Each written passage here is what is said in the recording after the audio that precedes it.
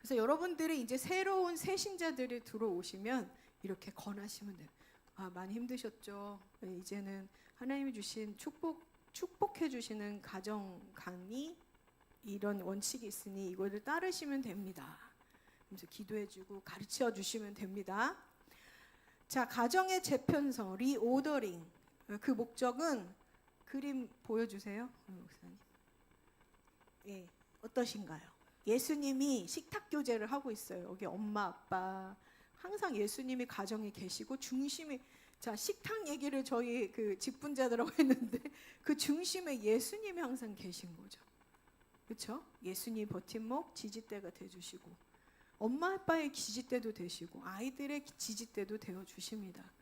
그래서 주님을 바라보면서 에덴 동산에서 하나님 아버지와 아담과 하와가 나눴던 그 모습을 지금 재현해 주신 거죠. 예수님 오셔서. 그래서 예수님은 항상 말씀을 보세요. 공간 복음에 항상 식탁 교제를 하십니다.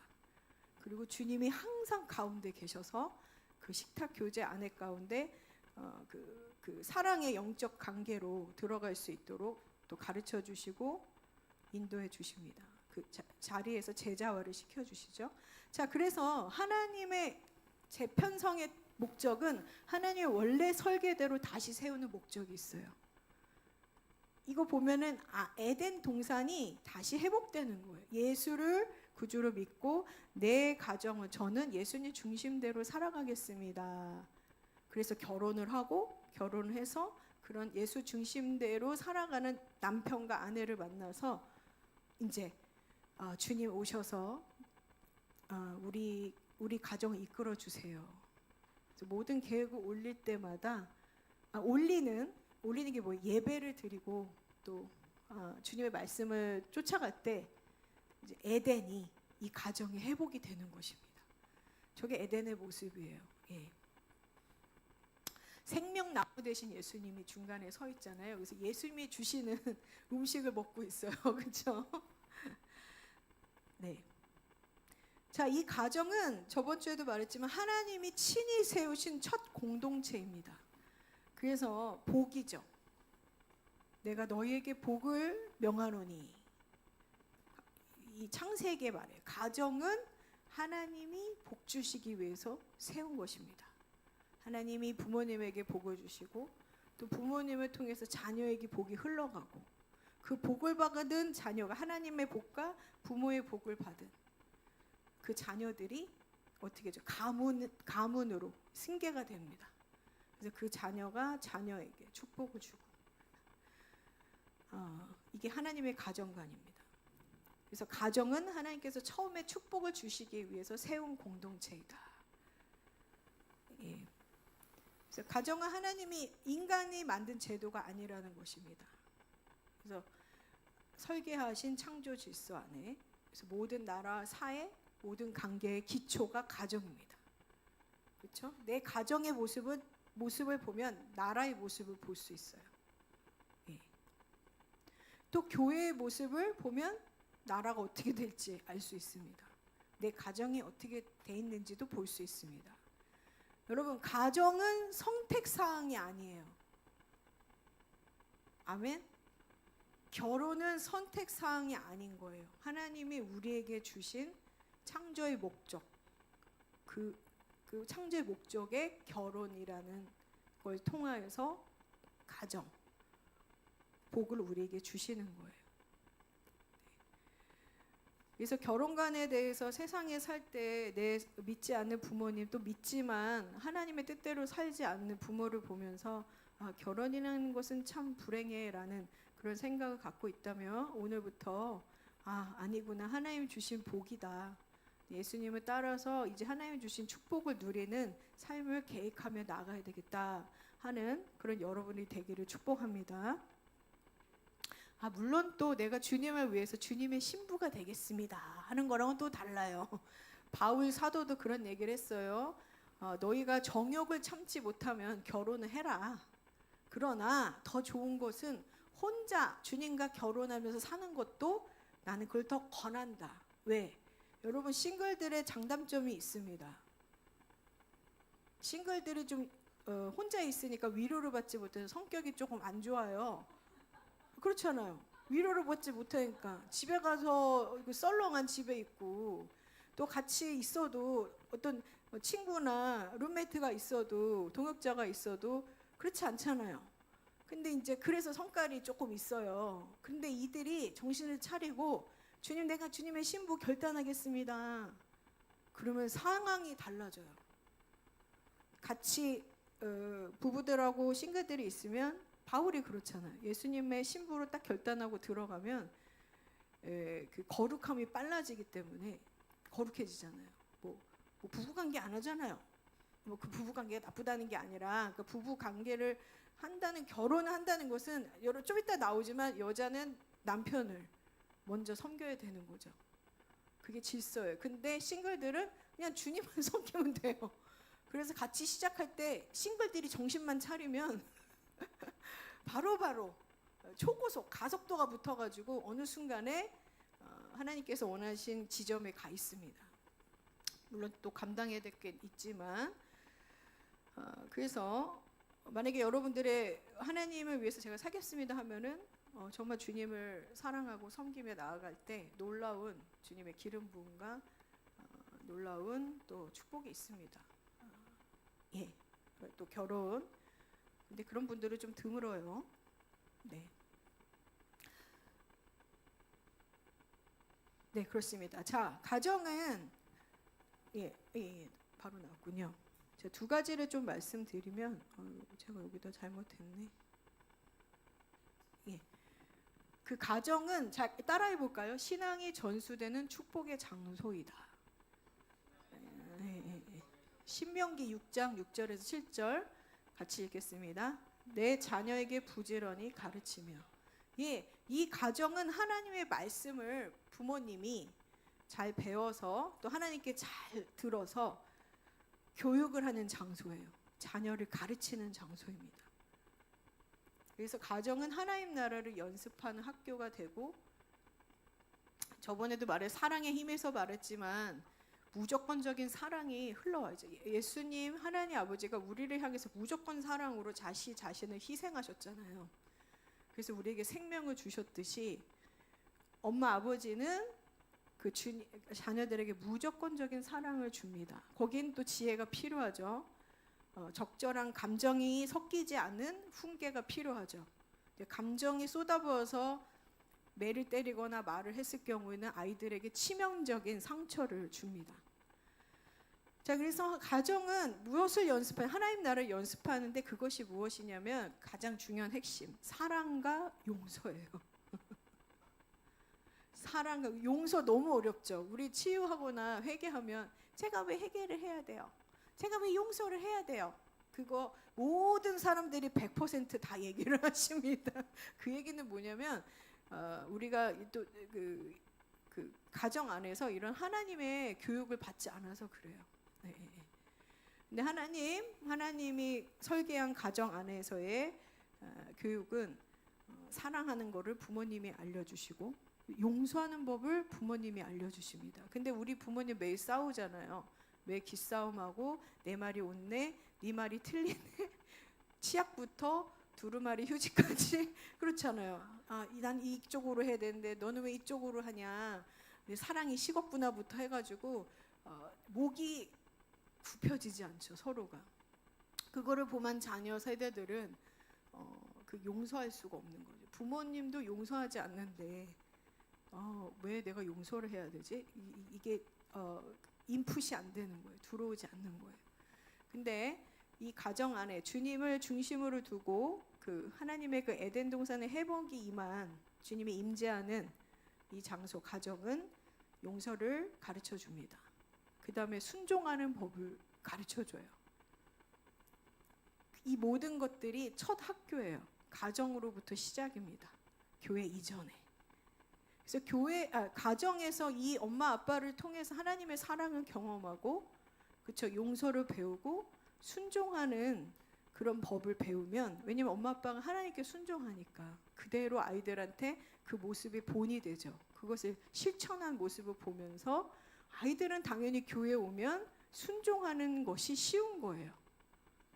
근데 그렇지 않은 이제 우리 이방인 같은 자들은 들어오자마자 엄마 아빠가 서 있는 것처럼 보이죠. 나보다 나이 많은 모든 분들을.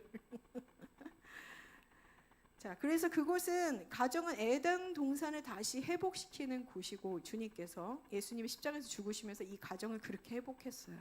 에덴 동산에 그 축복이 임하도록. 그리고 하나님과의 대화, 부부와의 대화, 엄마 아빠의 대화가 다 이루어지는 현장. 그래서 천국 문화를 지상에서 배우는 곳이 가정입니다. 여러분 이거 상상도 못했죠? 별 세계 같지 않으세요? 예. 예, 다음 넘겨주세요. 네. 그 다음에 두 번째, 그래서 신앙이 전수되는 축복의 장소예요. 다음, 예, 거기 멈춰주시고요.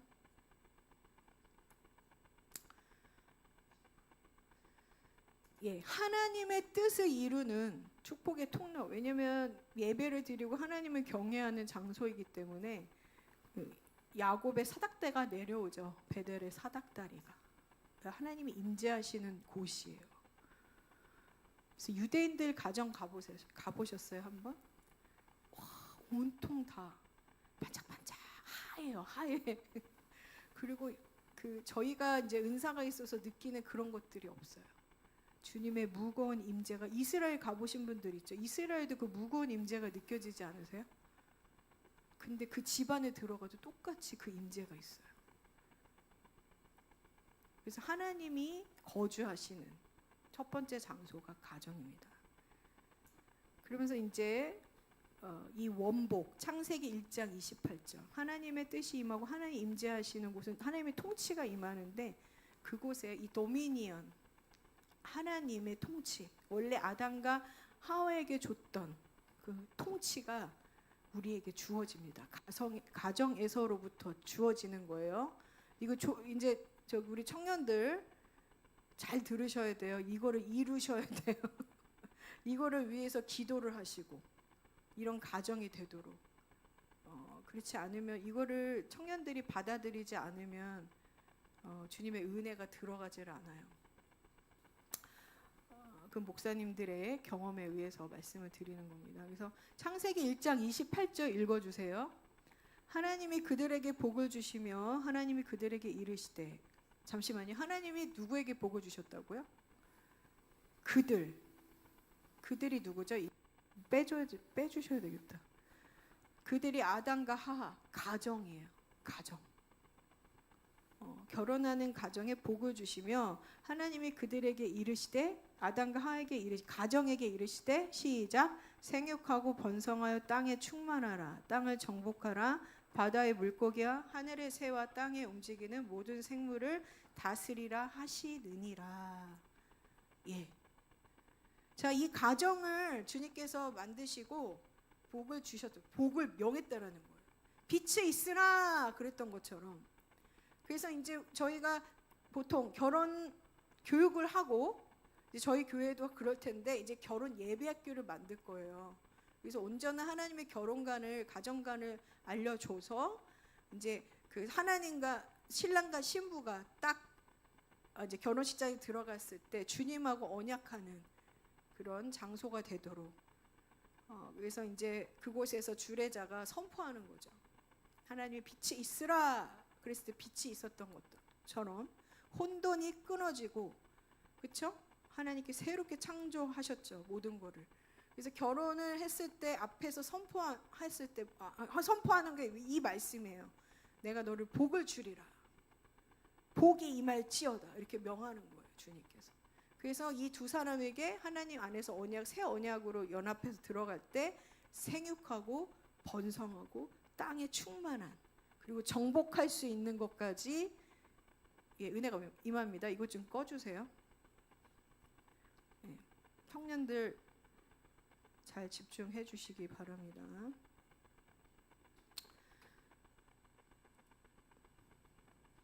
청년부에서 이거를 할 수 없기 때문에 저희가 예배가 없잖아요. 잘 들어주셔야 돼요. 자, 다음 넘겨주세요. 자, 패밀리, 영어로 가정이잖아요. 이 뜻이 뭘까요? 예. father, F의 father 하면 아버지, A, and, 그리고 답 다 알려줬네. 그 다음 mother, 어머니, love, 사랑, you, 당신입니다. 이게 family래요. 예, 넘겨주세요. 없어졌네. 예. 가정의 뜻. 아버지, 어머니, 나는 당신을 사랑합니다 라는 뜻이라는 거예요. family. 예. father, 아버지, and 그리고 예, 어머니. 자, 따라해 볼까요? 아버지, 어머니, 나는 당신을 사랑합니다. 우리는 한솥밥을 먹는 우리 식구, 사랑의 관계입니다. 예, 그래서 이 한솥 식사하는 거 너무 중요하다고 해요. 아이들, 가정들은 거기서 이제 지적하는 게 아니라 하나님의 사랑, 예수님을 불러들여서 예수님을 모시고 주님께서 이 아이들을 향한 메시지들을 전해주는 거죠. 오늘 학교에서 뭐 했어? 왜 숙제는 했니? 이런 체크하는 장소가 아니라 샤반 예배 들어보셨어요?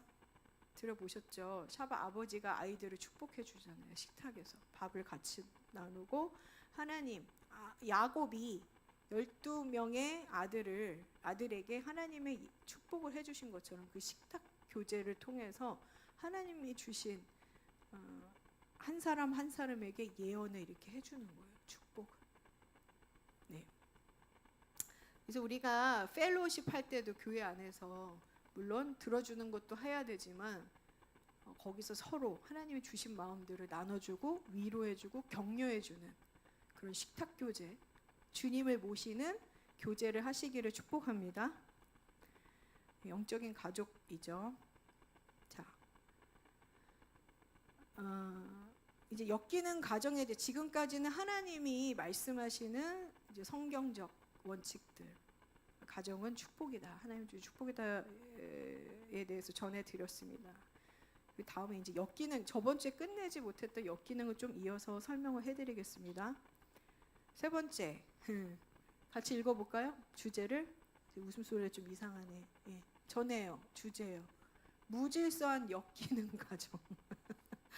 무질서한, 하나님은 질서를 세우시는데 우리 가정, 하나님을 믿지 않은, 예수님을 중심으로 살지 않은 이방인들, 믿지 않는 자들은 우상 숭배한다 그랬죠, 저번에. 그들의 지지대는, 첫 번째 엄마 아빠의 지지대는 불교나 무속 신앙입니다. 무속 신앙을 섬겼던 엄마 아빠는 그 신을 의지하는 자를 우리를 따라간다고 했죠.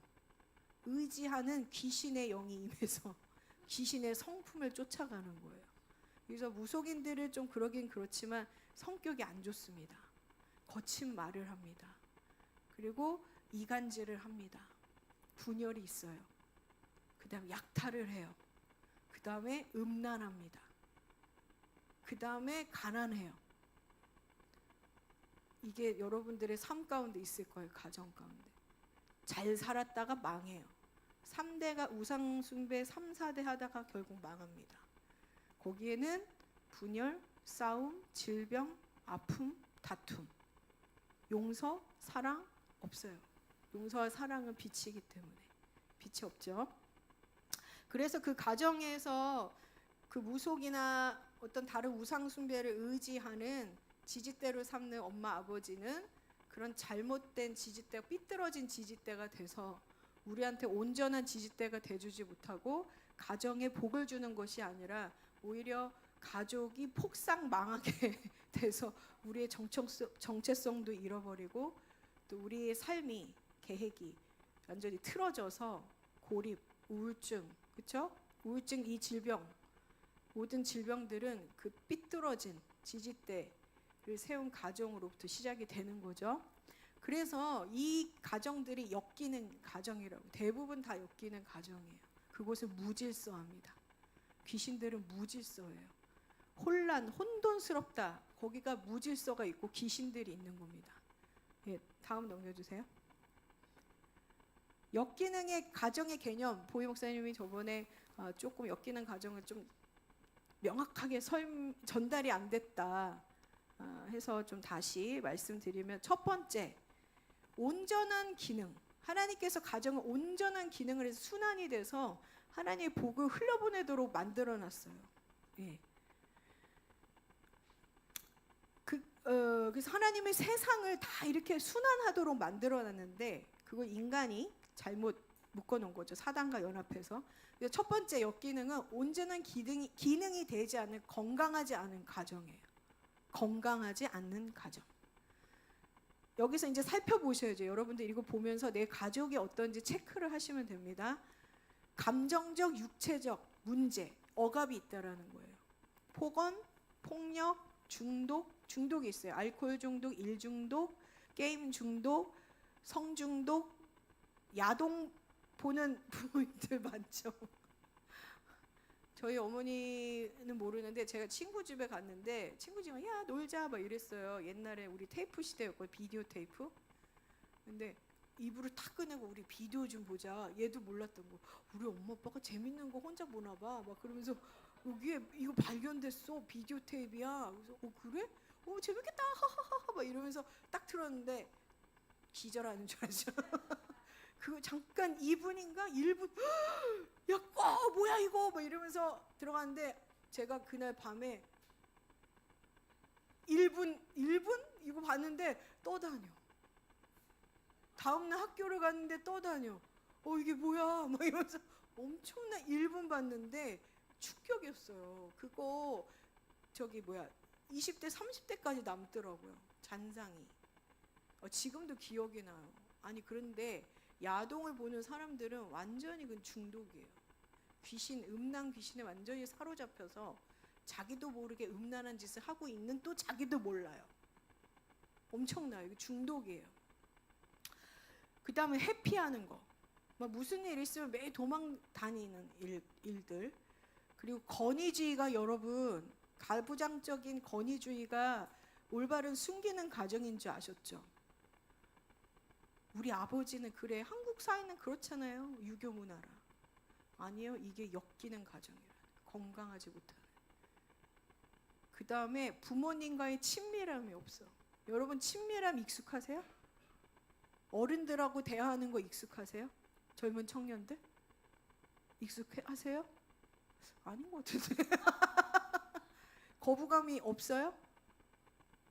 힘들잖아요. 근데 힘든 거를 많이 봤는데. 네, 저도 그렇고 어른들도 그렇죠. 남자 건이 좀 나이보다 나이 많은 남자, 나이 많은 여자 힘들잖아요. 그렇죠? 자, 그런 문제가 있어요. 이게 역기능이에요. 건강하지 않는 가정. 권위주의자도 건강하지 않는 거죠. 권위주의로 돼 있는 아버지, 엄마. 세 번째, 여기는 자녀를 제대로 사회화 시키지 못해요. 가정은 하나님이 주신 복을 가지고 나아가서 오히려 건강하지 못한 자들에게 관계를 맺어서 그들에게 사랑을 주고 회복시키는 그것을 훈련하는 곳이 가족인데 전혀 그렇게 되지 못하죠. 혼돈과 혼란만 있습니다. 무질서한 손상된 구조. 양육할 수 있을 수가 없어요. 이게 엮이는 가정이에요. 양육하지 못했다. 방치. 자, 다음. 그래서 엮이는 가정은 정상적으로 기능하지 않는 가정인데 대표적으로 말하면 지금 이렇게 머리가 아프죠. 혈관이 막혀가지고 중풍병을 일으키는 환자 같다라는 거예요. 엮이는 가정은. 한쪽으로 마비가 되거나 안면 마비가 오거나 뇌경색, 뇌출혈로 인해서 생기는 거. 말이 어눌해지고 둔해지고. 그래서 엮이는 가정은 병든 가정이고 비정상적인 가정입니다. 순기능을 하지 못해요. 온전한 기능을. 다음 넘겨주세요. 그래서 엮이는 아이고 이거 잘못 썼네. 엮이는 가정이 사회에 미치는 영향을 보면은 어떤 영향이 있냐면 대한민국 상황 권위자 중심이잖아요. 권위주의가 있는 나라예요. 유교 문화는 남호 선호 사상. 그렇죠? 여자는 조용해. 이것만 봐도 알 수 있어요. 군대 문화. 그렇죠? 내 말에 복종해. 복종하지 않으면 까이고. 그렇죠? 어떤 목사님은 예수님 믿는다고 밤마다 괴롭히고 그 두들겨 패고 더해서 열이 받으니까 치약 뚜껑을 머리에 박아가지고 10차례를 줬다고. 그래서 너무 힘들었다고 했고 또 맞으신 분들도 많죠.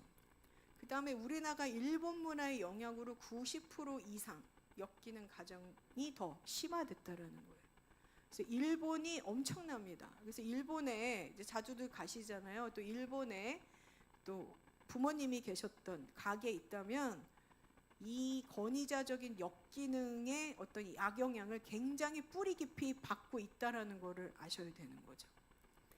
자, 여기에 제가 놀랐습니다. 같이 읽어볼까요? 안 보이네. 역기능 어른이 가정을 이루면 역기능 가정을 만들고 교육을 하면 역기능 교육을 만들고 기업을 하면 역기능 기업을 만들고 교회를 지도하면 역기능 교회를 만든다. 예, 저희들이 목사님들한테 치유를 받으세요. 안 받아요. 싫어서. 자기 그 연약함을 직면하는 것도 싫고 죄를 직면하는 것도 싫고 남한테 그 죄를 까발리는 것도 싫어. 예수님을 잘 모르는 거죠. 예수님이 십자가를 잘 모르는 거예요. 너의 질과 너의 허물을 위해서 내가 제물이 됐고 희생했다. 나에게 오라. 그래서 나에게 너의 모든 아픔을 까발려라. 나는 비밀을 보장한다. 그런 분이에요. 근데 하물며 교회 지도자들도 치유를 받지 않고 엮이는 가정에 나와가지고 병든 가정에서 나와서 병든 목회자, 병든 것을 치료를 받고 목회자가 되어야 되는데 그렇지 못함으로 현재 교회들이 건강하지 못한 역기능 기능을 하는 교회를 만든 것입니다. 자, 하물며 교회의 지도자도 그런데 교육, 기업 보세요. 아니 하나님을 믿는 기업인이 왜 그래? 교육인이 왜 그래? 그 얘기가 뭐냐면 이 역기능에서 뿌리 깊은 그 병든 것을 상처를 뿌리 뽑지 않아서 그런 거예요. 여러분 저 사람 믿는 사람이 돈도 많고 예수님 믿는데 왜 저러지? 그냥 답이에요. 엮이는 가정에서 받은 그 병든 것을 치유하지 않아서 그렇구나. 그렇게 하시면 돼요. 그래서 여러분 자신들이 엮이는 가정에 대해서 나왔는데 치유받지 않고 계속 어떤 사회 일을 하고 계속 교회 일을 한다면 분명히 여러분은 그런 제자들을 키울 거예요. 내가 상한 상태에서 제자들을 키우고 성도들을 키우고 당연히 결혼해서 아이를 낳으면 그 아이는 그대로 나를 닮아서 썩은 열매를 맺게 됩니다. 명확하게 되었죠. 그래서 저희가 세븐마운틴이나 이런 영역에 가서 건강한 교회 가정을 세우고 나서 그 복을 받고 그들에게 가서 전해줘야 돼요. 엮이는 가정에서 생긴 그 뿌리들을 여러분들이 치유해 주시고 뽑아 주시고 그 다음에 하나님의 성경적인 건강한 복을 주는 그 성경적 원칙을 잘 가르치셔야 되는 거예요. 그게 제자화입니다. 아멘. 엮이는 가정을 이루면 어떻게 된다고요? 엮이는 가정을 만드는 거예요. 지금 여기 계신 분들이 나는 숨기는 가정이에요. 이러신 분도 있으세요?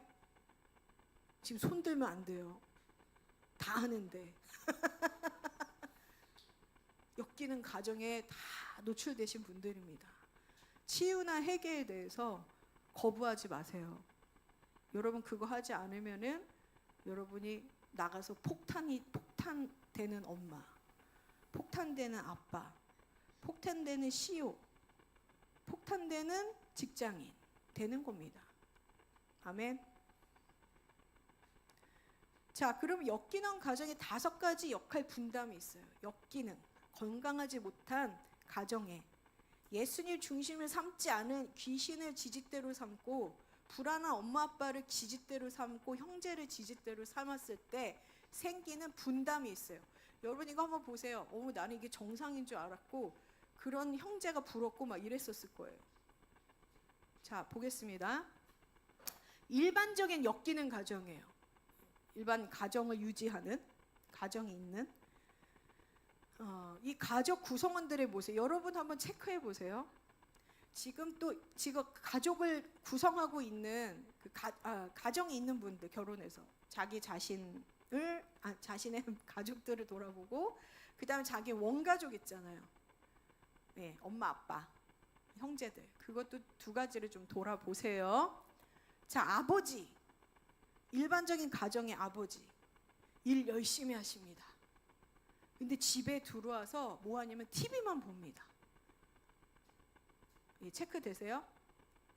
한번 써보세요. 내 아버지가 어땠는지. 자, 그 다음에 어머니는 모든 집안일을 해요. 그래서 저희는 어머니상은 모든 걸 헌신한 것이 어머니라고 생각하잖아요. 그렇지 않나요? 우리 어머니는 기계도 잘 고치고 밥도 잘하고 모든 걸 다 잘해. 슈퍼 원더워먼. 저희 어머니도 그런데 그래서 현모양처야 뭐 이렇게 저는 생각했어요. 여러분도 그러셨죠? 좀 이따가 반전이 나옵니다. 그 다음에 자녀 걱정이 일이에요. 이 엄마들의 역할은. 여기에 세 남매가 나와요. 자, 형제들 잘 보세요. 내가 어디에 속했는지. 큰아들 공부, 운동 다 잘해요. 가정의 자랑거리예요. 여기 누가 속했나요? 내가 그러고 왜 웃어 주여. 자, 둘째 딸 얌전합니다. 말이 없어요. 혼자 있고. 근데 가족들이 제가 있는지 없는지 몰라. 너무 얌전해. 자, 막내 셋째 아들 말썽꾸러기. 근데 마스코트예요. 마스코트. 집안의 사랑을 엄청 많이 받고 활발하고 뭐 애교 있고 가족의 까먹었다. 근데 이 아이가 나중에 사춘기에 지나면 집안의 문제아가 된다라는 거예요. 이게 순서가 바뀔 수도 있어요. 첫째, 둘째, 셋째 바뀔 수도 있어요. 자, 이 역할 분담의 유형의 특징이 있는데 아버지는 행위자예요. 행위자. 이 행위자는 나가서 생계를 책임지는 사람이에요. 근데 요새는 엄마가 행위자가 될 수도 있죠. 나가서 돈을 벌어와서 뭘 하냐면은 지나치게 일을 해요. 지나친 책임감을 갖고 있어요. 그러니까 나는 밖에 나가서 일했으니까 나는 내 책임을 다 했어.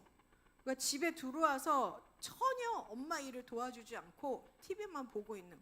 집에 와서 그냥 나는 쉴래 그래요. 너무 피곤해. 그 다음에 양쪽이 바뀔 수도 있어요. 엄마 아빠가.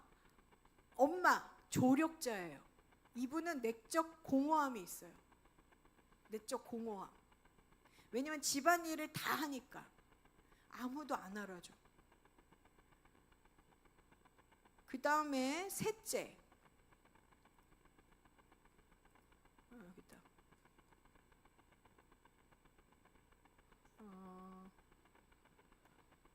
이거를 얘기해야 되겠네요.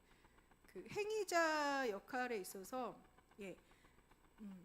마음속에 부담감이 굉장히 많아요. 가장들 있으시죠? 마음에 항상 부담이 많아요.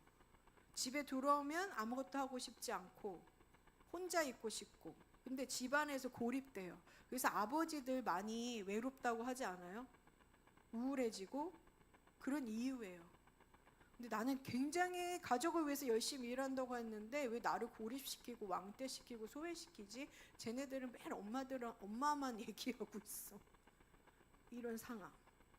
이게 엮이는 가정이라는 거죠. 아까 조력자 역했던 엄마. 고지서부터 청소 자녀들이 관련된 모든 일을 맡아서 하고요. 모든 걸 나서서 다 하고 라이드까지 다 해요. 공허함이 찾아오는 거죠. 그리고 마음속에 모든 일을 자기가 나서서 중재 역할을 해줘야 된다고 생각해. 그래서 짐이 많죠, 항상. 그래서 이 중요한 거는 자기 정체성이 상실이 될 수가 있는 거예요. 그래서 어머니들 나중에 그러잖아요.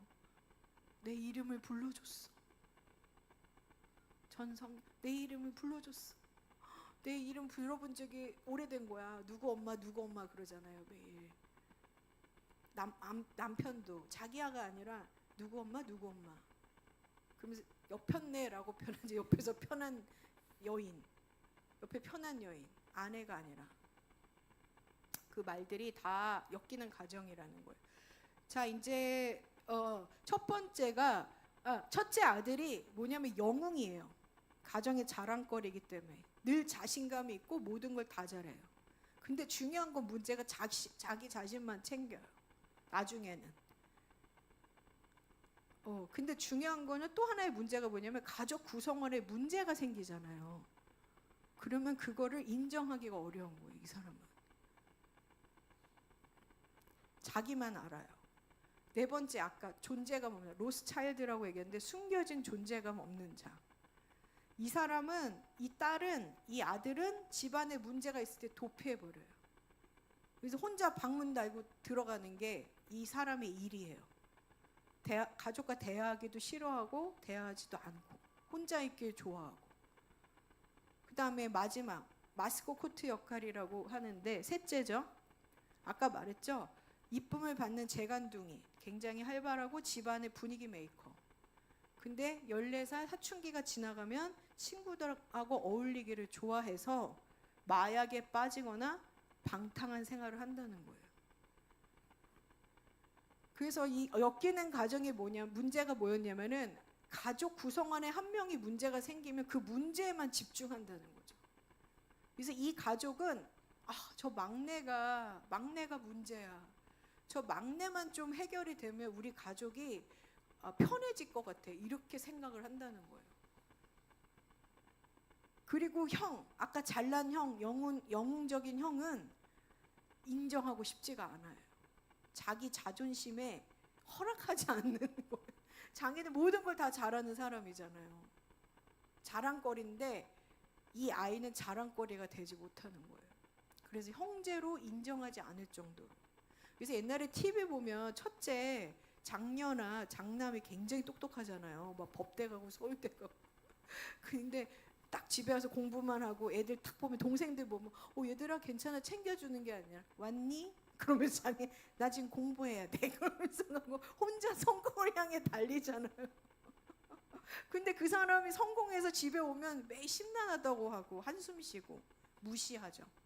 그런 우리나라의 가정 대부분이 엮이는 가정인 거예요. 자, 그래서 이 문제를 이 엮이는 가정의 특성이 뭐냐면 이게 이제 공동의 우리 문제다라고 생각하지 않은 거예요. 교회에서도 하나님이 그러잖아요. 저희들 계속 한 명 한 명이 지체고 한 명의 지체가 아프면 우리가 돌봐야 된다. 그 지체가 아프면 모두가 아픈 것이다. 교회의 기능을 못한다. 우리는 한 몸이다라고 표현을 하잖아요. 그래서 주님께서도 이걸 우리 교회의 머리를 삼은 가정은 그 아이의 문제가 아니라 저 아이의 문제는 지금 우리 모든 전체에 문제가 있는 것이다 라고 하면서 공동회의를 주최합니다. 엄마 아버지는 매일 문제를 같이 나누고 해결하기 위해서 식탁 교제를 하는 거예요. 근데 엮이는 가정은 식탁에 나오기를 무서워하죠. 아빠가 뭘 혼내킬까. 그리고 실제로 부부 관계의 문제는 해결하지 않아. 그러니까 아이들이 친밀함이 떨어지는 거예요. 그리고 어떤 문제가 이 아이가 사회에 나가서도 문제가 터지면 도망가는 거 먼저 하죠. 이런 엮이는 가정에 있었다면 여러분들이 이제 결혼 후에 어떤 자녀 또 어떤 부모의 역할을 하는지 살펴보아야 되는 거죠. 내가 조력자 역할을 지금 하고 있나? 중재자가 돼가지고 내 정체성도 잃어버리고 너무 지쳐버렸나? 아무도 안 알아주는데? 남자는 내가 행위자가 돼서 일만 하고 지금 집에서 고립되고 외로움만 느끼고 있나? 집안에 돌아가는 걸 전혀 몰라요. 이 행위자는. 자기가 가족을 위해서 열심히 일한다고 했지만 가족들은 이 아버지의 힘듦을 몰라주는 거죠. 다 제각기. 자, 좀 체크가 됐습니까? 예. 자, 이제 지금 가정의 재편성에 대해서 나누도록 하겠습니다. 예, 가정의 재편성의 정의는 흩어진 것을 모으고 뒤엉킨 것을 정리하고 뒤바뀐 순서를 바꾸는 거예요. 이제 성경적 질서로 들어가는 겁니다. 고린도전서 14장 33절에 하나님은 무질서의 하나님이 아니시요 오직 화평의 하나님이시니라. 여러분들이 이제 가족을 또 미래의 결혼을 생각하고 계시다면 이제 무질서를 깨시고 질서의 하나님, 평강을 주신 하나님 중심으로 세우는 가정이 되기를 축복합니다. 예, 첫 번째, 가정의 기초가 예수 그리스도를 머리로 주인으로 모시는 가정이에요. 이건 계속 해왔죠. 가정이 무너지는, 붕괴되는 이유가 지지대가 불완전하기 때문이었다고 했죠. 근데 예수님은 불완전하지 않습니다. 근데 가정이 붕괴됐다는 것은 하나님이 우리 중심에서 밀려났다는 거예요. 네. 그래서 하나님의 관계를 먼저 우선순위 하셔야 돼요. 또 가족이 예수님 중심으로 살게 하게 원한다면 기도하시잖아요. 여러분 자신이 먼저 하나님 관계를 우선순위 하셔야 되고 하나님 말씀에 순종하셔야 되는 거죠. 그런 삶을 살아야 되고 사랑과 용서가 안 되시는 분들은 훈련하시기 바랍니다. 사랑과 용서를 실천하는 여러분 자신이 됐을 때 여러분의 가정이 예수님을 기초로 삼는 가정이 될 수 있습니다. 자, 여러분들 매일 불평해요. 이게 지금 실행이 안 되는 거죠. 변화가 없습니다. 자, 또 하나 예수님 중심으로 살면 주님께서 지키세요. 내가 굳이 안 지켜도 돼요. 이 행위자나 조력자, 엮이는 가정에서 행위자나 조력자, 영웅 되는 사람들은 자기가 지키려고 해요. 네, 저도 이게 굉장히 문제가 많이 됐었어요. 저도 어머니랑 있으면서 하도 도둑이 많이 들어서 자다가도 무슨 소리 나면 이 귀가 발달해가지고 벌떡 일어나가지고 누구야? 내 자세가 항상 공격적 자세, 방어적 자세. 그리고 어떤 사람이, 여러분 그런 분이 있으세요? 딱 오면 저 사람이 나보다 좀 기가 센 것 같아. 그럼 자세가 들어가요, 몸이. 어디 그래서 상상을 해요. 날라차기를 해야 되나? 그게 굉장히 오래 갔어요. 아닌 그거 하는데도. 그러니까 어릴 때 그런 습성이 있다면 또 영웅 역할을 했거나 어떤 마스코트 역할을 했거나 아까 그 역할 분담을 생각하시면서 내려놓으시기 바랍니다. 네. 주님이 지키신다는 겁니다. 하나님의 질서 가운데 들어갈 때 하나님이 보호하십니다. 어떤 풍파에도 무너지지 않아요. 마태복음 7장 24절에 27절을 보세요. 이거 헨리가 매튜 챕터 7이에요. verse 24, 27. 예, 반석 위에 지은 자는 비가 오고 창수가 나고 바람이 불어도 무너지지 않는다는 거예요. 예수님의 중심으로 세워지고 예수님 말씀을 쫓아가는 가정은 어떤 폭풍이 와도 무너지지 않는다는 겁니다. 할렐루야. 자, 다음, 당신의 가정은 지금 하나님의 삶을 살고 있나요? 여러분 자신은 하나님의 중심으로 살고 있어요. 동중심으로 삽니까? 자녀 중심으로 사는 겁니까? 내 감정에 충실하십니까? 아니면 어떤 문제에 집중돼서 그걸 해결될 때까지 자기가 고심하고 근심하십니까? 그 무너진다는 거예요. 예. 여러분 먼저는 여러분 자신의 중심이 예수님이 되시기를 축복합니다. 자, 이제 제자리 찾아야 돼요. 예. 다음, 성경에서 가정 안의 역할의 질서를 한번 말해 보겠습니다. 이제 간단한데 빨리 말씀드리겠습니다. 남편 말씀 읽어볼게요. 먼저 남편은 예수님을 구주로 머리로 삼는 자가 돼야 돼요. 하나님 관계 우선순위. 그렇죠? 여기 계신 분들 여러분 삶의 우선순위가 하나님 관계예요. 그거 하다 보면 배우자가 누군지 알게 돼요. 자, 읽어보겠습니다. 에베소서 2장 23절. 이는 남편이 아내의 머리됨이 그리스도께서 교회의 머리됨과 같음이니 그가 바로 몸의 구주시니라. 여러분의 가정의 머리는 예수 그리스도. 그 예수 그리스도를 머리 대는 남자분들이 되기를 축복합니다. 예. 자, 이제 주님께서 말씀하세요. 에베소서 5장 25절 읽겠습니다.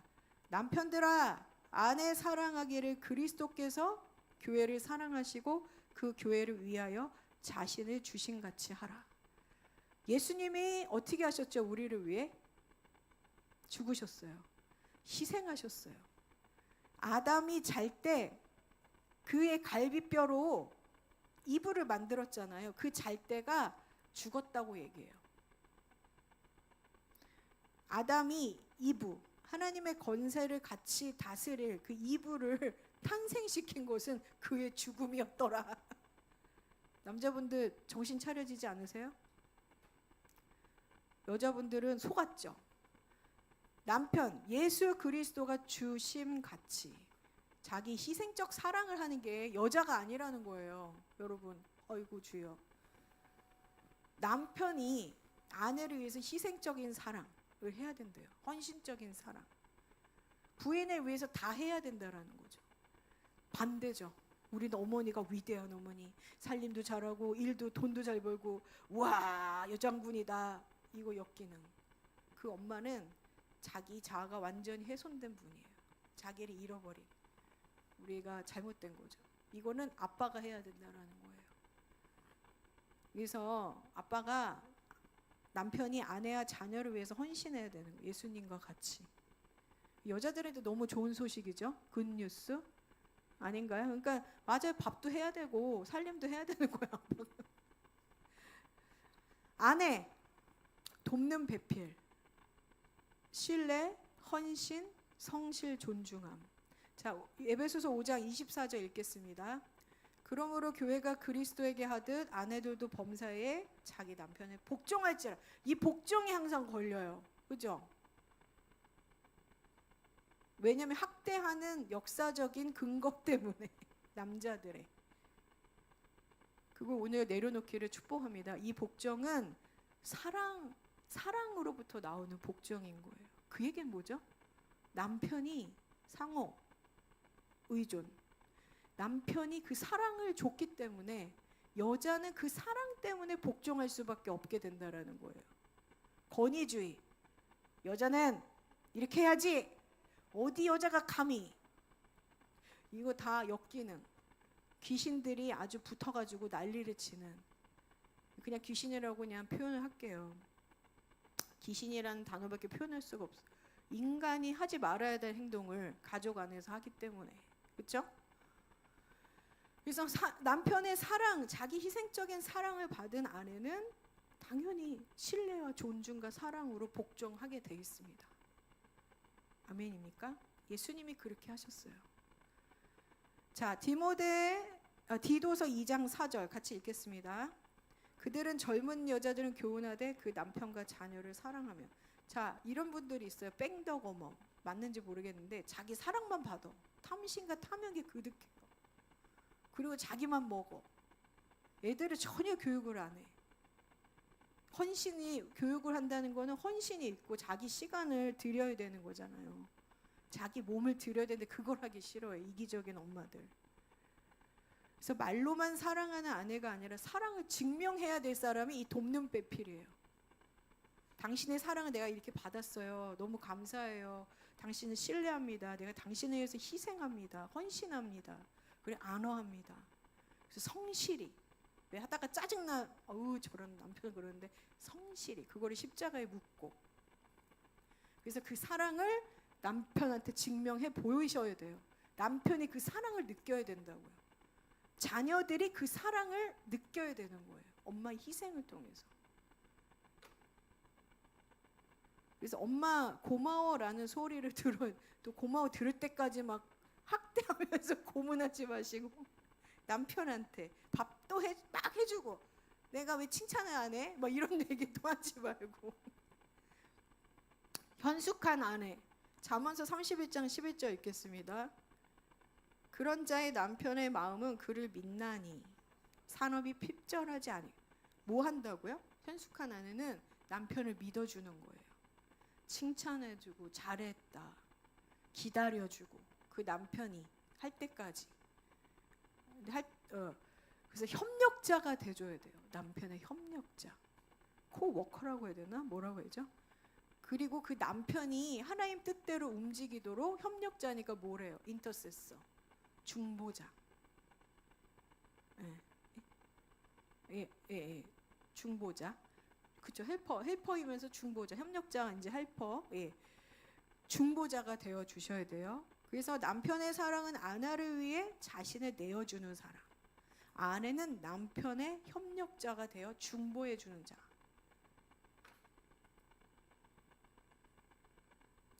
자, 부모의 역할. 하나님 제자리를 찾게요. 부모는 뭐냐? 양육자가 되고 본을 보여야 된다는 거죠. 그냥 제가 그거 다 아니까 뭐냐면 첫 번째 만남의 복을 누리도록 자녀를 축복해 줘야 돼요. 기도죠. 첫 번째 만남 뭐죠? 하나님과의 만남을 위해서 부모들은 기도를 해야 되는 거예요. 하나님에 대해서 가르쳐 줘야 돼요. 그게 책임이에요. 부모의 책임. 그 다음에 두 번째가 하나님을 사랑하도록, 그리고 그가 하나님의 뜻을 알도록 가르쳐 줘야 됩니다. 아까 제가 말씀드린 신앙의 전수가 일어난다고.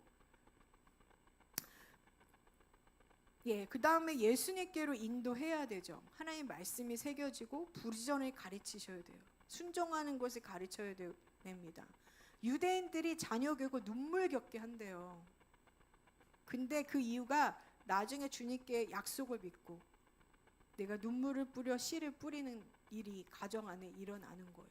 일어나야 돼요. 그 괴로운 일이에요. 힘들고 어려운 일이에요. 근데 이거를 하기 싫은 사람들은 자녀들을 다 팽개치거나 아니면 자기가 원하는 대로 막 살아가죠. 자, 그래서 우리는 말로만이 아니라 본을 보여야 된다는 거예요. 부모는. 청년들은 결혼할 때 본을 보이는 자가 돼야 되는 거예요. 하나님에 대해서 잘 알아야 되는 거죠.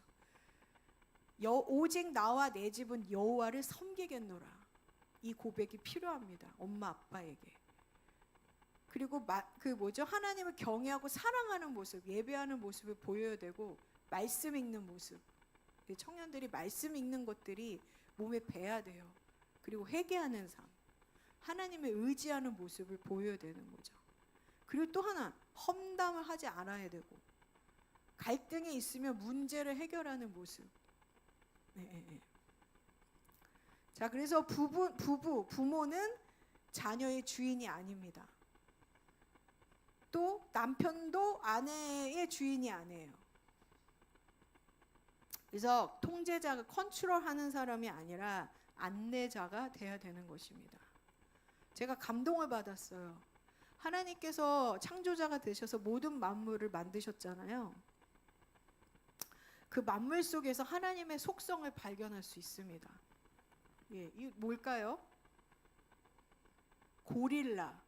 제가 고릴라를 안 좋아했거든요. 생긴 게 험악하게 생겨서 아우 저건 또 어떤 영을 갖고 있는 상징하나 막 이랬어요. 근데 침팬지는 성격이 더럽대요. 그리고 좀 성적으로도 좀 난잡하고. 근데 고릴라는 그렇진 않아요. 룰이 있는 거예요. 질서가. 하나님의 속성을 발견할 수 있습니다. 수컷 우두머리들은 가족을 지키는 강한 힘도 있고 사자와 같이 가족에게 헌신하는 게 고릴라래요. 아빠가. 너무 웃겨요. 등치가 이만하고 사자와 싸워서도 막 이길 것 같은 힘이 있는데 우리 하나님의 속성을 보여주잖아요. 사자같이 모든 것을 호령하고 심판하는데 우리 하나하나를 세심하게 다 체크를 하시잖아요. 그렇죠? 우리 머리카락 딱 세우시고. 근데 이 고릴라 보면 알 수가 있는 거예요. 애를 이렇게 안고 있어요. 그리고 이 고릴라의 세상은 나의 결혼의 상대 배우자를 뭘 기준으로 찾냐면 힘 좋은 자가 아니에요. 내 새끼들을 잘 돌보는 고릴라. 등치가 이렇게 큰데 힘센 사람을 능력 있는 자로 보지 않아요. 세상의 기준에. 내 새끼를 잘 돌보는지. 그게 기준이래요. 그리고 부인의 말을 잘 들어요. 새끼랑 이렇게 하다가 헌신하다가 힘드니까 이게 던지고 막 얘 떨어지면 으아 막 이런 게 있더라고요. 암컷이 와서 머리를 탁 쳐요. 그리고 이렇게 덤벼야 되는데 막 보면서 도망가고 눈치 보고 막 그래. 나 너무 웃긴 거야. 근데 그런 아빠의 모습, 엄마의 모습을 보면 너무 즐거울 것 같아요. 저는. 그래서 이게 하나님 원리가 있어요. 새끼를 쓰다마자 등치 저렇게 힘 좋은 그 2m 정도 되거든요. 230kg 정도 나간대요. 근육이 어마어마하고. 근데 얘네들을 이렇게 돌보고 놀아주고 장난치고 막 인내심도 또 강하고. 네, 이곳에서 이제 우리가 아빠의 모습을 배울 수 있는 거죠. 하나님의 모습이에요. 다음 그 중에 또 하나가 이제 황제 펭귄, 헌신적인 부성애가 있대요. 하나님의 성품을 알 수 있습니다. 그 암컷이 이제 새끼를 낳으면 65일간 딱 낳자마자 아빠가 배 호주머니에 넣어가지고 부화를 시킨대요. 알을. 저게 하실 수 있으시겠어요?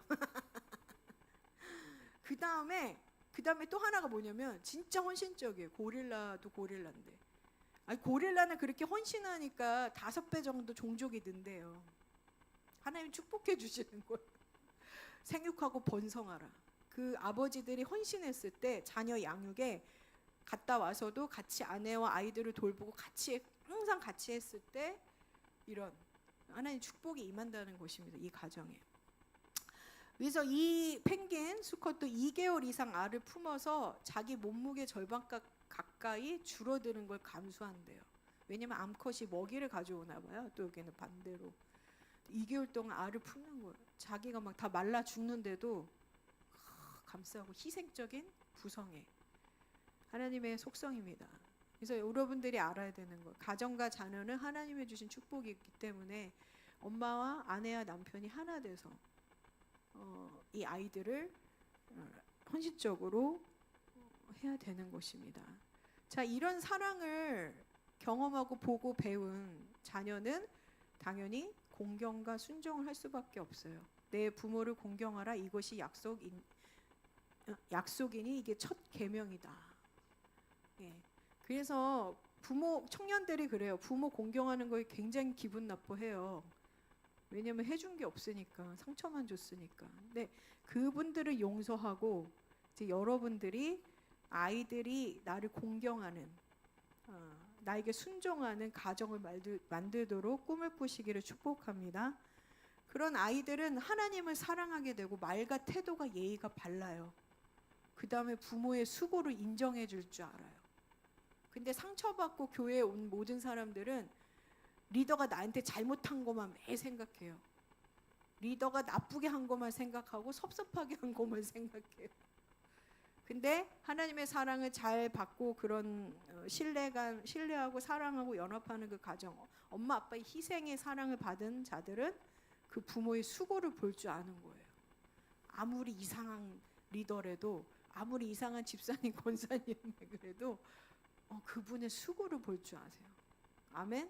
이거를 찾으시기를 축복합니다. 엄마의 수고, 아빠의 수고들. 또 우리 부모님들이 마음에 안 들 수도 있지만 그분들이 수고한 게 있거든요. 그래서 내가 죽지 않은 거거든요. 어쨌든 그 수고를 좀 찾으시고, 그리고 함부로 무시하지 않는 거죠. 무시를 많이 하시는 분들은 자기가 무시를 많이 당했기 때문이야. 자, 보십시오. 자, 이제 거의 막바지에 갑니다. 성경이 말하는 자녀의 모습은 말 잘 듣는 착한 아이가 아니에요. 착한 아이. 청년들이 착한 아이가 되려고 노력하고, 저도 그러고 많은 사람들이 그런데, 그러면 자기 정체성을 잃어버립니다. 그래서 하나님 앞에서 바른 정체성을 갖도록 부모들은 도와줘야 돼요.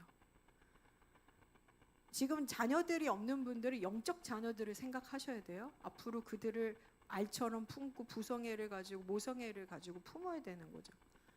그 다음에 이 부모의 꿈을 이루는 존재가 아니에요. 하나님의 부르심을 따라 살아갈 수 있도록 해주셔야 됩니다. 예. 공경은 축복의 통로입니다. 예, 이거 좀 넘겨갈게요.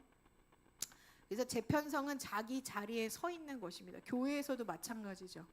지금 오늘 가정의 재편성이 교회 재편성이 일어나는 것과 지금 다 똑같아요. 로마서 12장 6절에 각 사람에게 주신 은혜대로 여러분 하나님의 주권적 계획을 인정하십시오. 내 엄마 아빠에게 태어난 것들을 인정하시고 내 엄마 아빠의 둘째 셋째로 태어난 것을 인정하시고 그 다음에 또 교회 안에서도 하나님께서 여러분들에게 주신 직분들 그 부분에 대해서도 주권을 인정하시고 만족하시고 인식하셔야 돼요.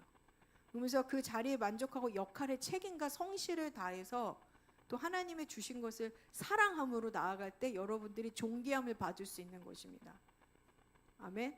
존귀함을 받고 싶지 않으세요? 네.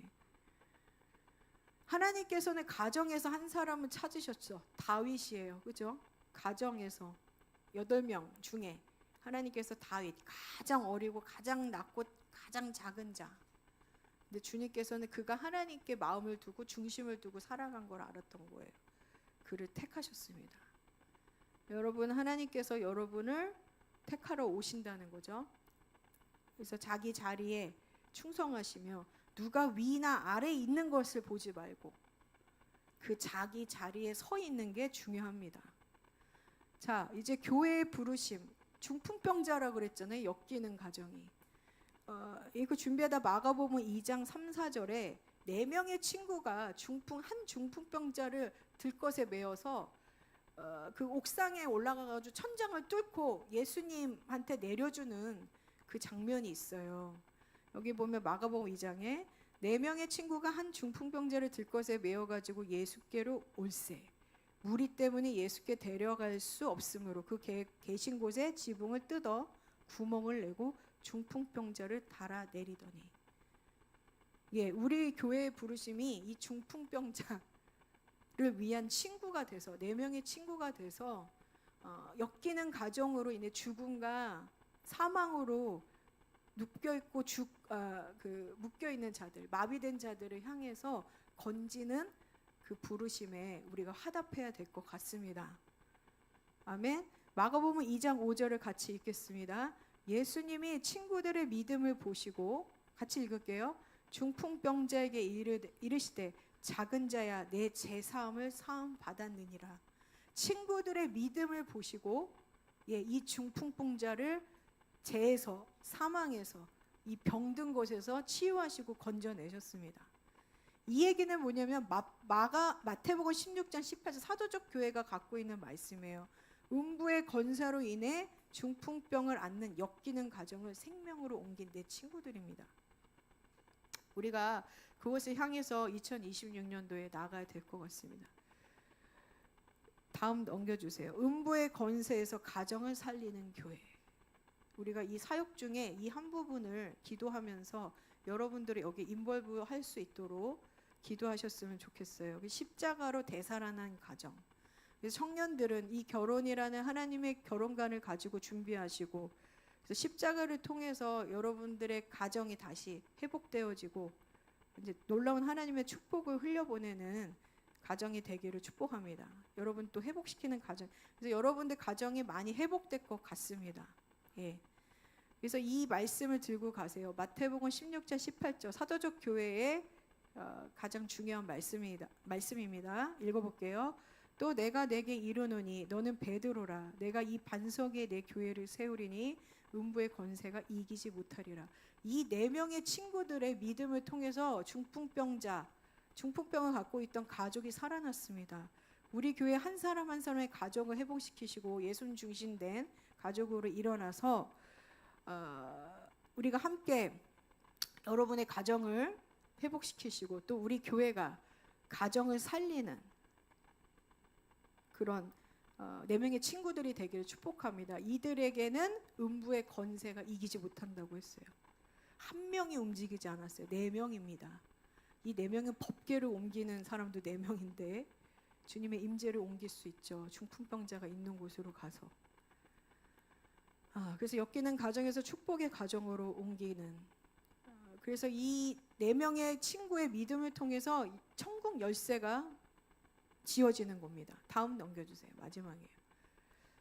마태복음 16장 19절 함께 읽도록 하겠습니다. 내가 천국 열쇠를 내게 주리니 내가 땅에서 무엇이든지 매면 하늘에서도 매일 것이요 내가 땅에서 무엇이든지 풀면 하늘에서 풀리라 하시고, 예, 이 네 명의 믿음의 친구들에게 하나님께서 천국의 열쇠를 부여하신 거예요.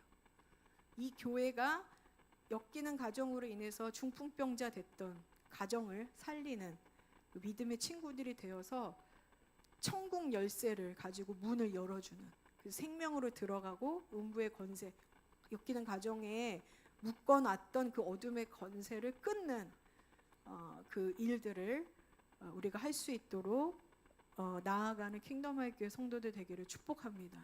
예, 한 명이 아니에요. 그래서 항상 같이 모여서 기도하시고, 또 저희 교회가 지금 가정을 회복하는 일들을 하나님 여시더라고요. 그 가정 회복이 되어서 여러분 자신이 4명의 친구가 되도록 기도하셨으면 좋겠습니다. 예, 기도하겠습니다. 하나님 아버지 감사합니다. 엮이는 가정에서 태어난 사람은 결국 엮이는 가정을 이루고, 엮이는 또 가정에서 나온 사람이 교육을 하면 또 엮이는 교육, 엮이능을 하는 기업, 엮이능을 하는 정치, 나라를 세웁니다. 또 교회를 세웁니다. 하나님, 이제 우리 안에 지지대가 주님이 아니라 다른 것을 중심으로 해서 세워진 가정으로 인하여 엮이는 가정이 생성이 되어서 우리가 굉장한 고난과 고통을 받았는데, 하나님 이제 이것을 우리가 끊기를 원합니다. 그래서 이제 주님이 중심된 주님의 말씀을 토대로 위해 주님을 머리로 삼는 가정을 세워서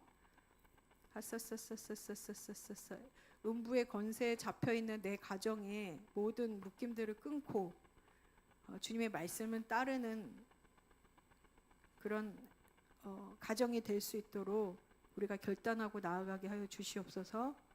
그리고 또한 이 교회가 그 어둠의 권세에 묶여서 흑암의 음부의 권세에 묶여있는 엮이는 가정, 중풍병이 걸린 가정을 향해서 그들을 십자가에 다시 세워놓고 살리는 4명의 친구들이 될 수 있도록 하나님 기름 부어 주시옵소서. 이것을 위해서 우리가 두세 사람이 모여서 기도하게 하시고, 그 구원과 그 가정의 회복을 위해서 희생할 수 있는 킹덤하이 교회가 되기를 원합니다. 주여 기름 부어 주세요. 이 사명을 다할 수 있도록 각 사람에게 각 역할들을 알려주시고, 거기에 맞는 은사들을 가지고 음부의 세력을 세계역에서 이 엮이는 가정에 있는 자들을 건져낼 수 있는 기름을 부어주시기 요청합니다. 주님, 우리가 주님을 사랑하고 하나님 관계를 우선순위하고 주님의 사랑으로 용서하고 또 순종하며 또 희생하며 헌신하며 또 협력자가 되고 중보자가 되고 또 하라라레리리리리아 사칼라바 강하게 어떤 지키는 일도 보호자가 돼야 되지만, 또 정말 하라바사카라레레 그리스도의 신부로서 또 가정의 리더로서 아내를 돕고 교회를 잘 도와서 하라바세키아라라 주님에게 주시는 만배의 축복을 풀어내는 우리 교회가 되게 하여 주시옵소서. 감사드리며 예수님의 이름으로 기도드렸습니다.